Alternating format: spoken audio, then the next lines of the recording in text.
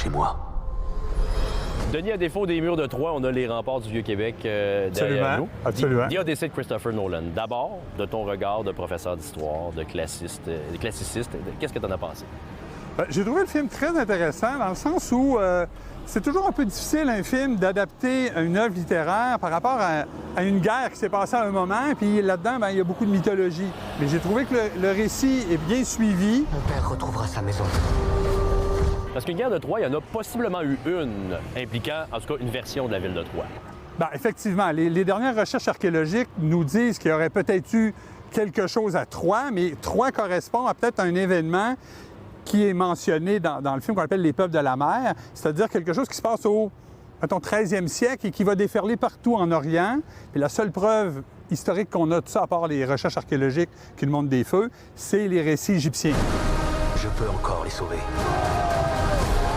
Le film de Christopher Nolan est basé sur l'Odyssée d'Homère, qui est un poème épique qui date de 3 millénaires.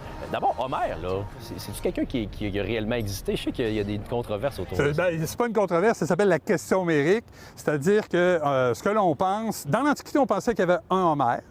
Avec l'étude des textes, avec le temps, on s'est aperçu qu'il y aurait eu peut-être plusieurs auteurs qui seraient appelés Homère et peut-être des collages aussi, dans le cas de l'Iliade.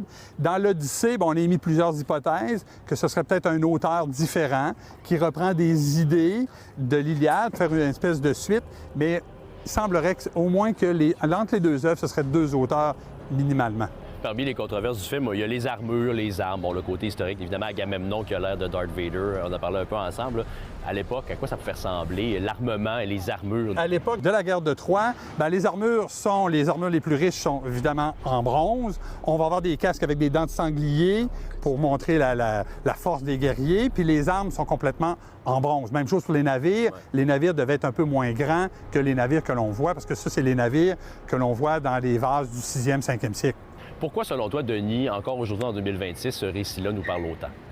Parce que c'est un récit extraordinaire. C'est un des premiers récits où on parle de voyage, on parle de découverte, de la ruse d'Ulysse, mais aussi du retour de la guerre. Il ne faut jamais oublier ça, c'est que c'est des gens qui reviennent de la guerre avec toutes sortes de problèmes. Puis on voit dans les autres récits, Agamemnon a des problèmes, Nestor va avoir des problèmes, Ménélas va avoir des problèmes. Ils ont tous des problèmes, mais ils reviennent probablement avec un choc post-traumatique, on dirait aujourd'hui. Ouais. Donc c'est un peu cette lumière-là, moi, que j'ai vue un peu dans le film, cet aspect-là. Et il y a des idées très intéressantes dans le film.